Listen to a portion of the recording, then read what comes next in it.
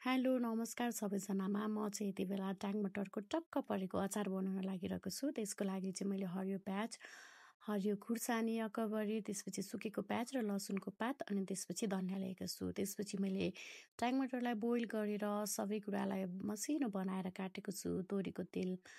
तोरीको तेलमा मेथी फुलाएको छु, नुन अनि त्यस पछाडि भाङको छोप रेडी गरेको छु। त्यसपछि मैले सबै काटेको कुराहरूलाई चाहिँ एउटा बटुकामा राखेको छु। हुन त टाङमटर असाध्यै अमिलो हुन्छ, त्यही भएर मैले चाहिँ थोरै गोलपेडा पनि राखेको छु एउटा। त्यसपछि सबै काटेको खुर्सानी, प्याज राखिसकेपछि माथिबाट नुन छर्किएको छु। अचारमा चाहिँ म खासै बेसार हाल्दिनँ। त्यस पछाडि मैले चाहिँ भाङको छोप राखेको छु। यो चाहिँ हाम्रो गाउँबाट आएको भाङको छोप हो।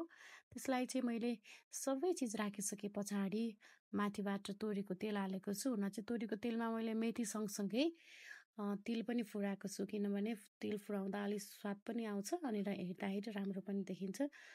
यसरी सबै थोक हालेर चाहिँ मैले मजाले हातले मिचेको छु। हातले मिचिसके पछाडि चाहिँ टक्क परेको टाङमटरको अचार रेडी भएको छ। कसलाई मनपर्छ अचार खाने होइन त?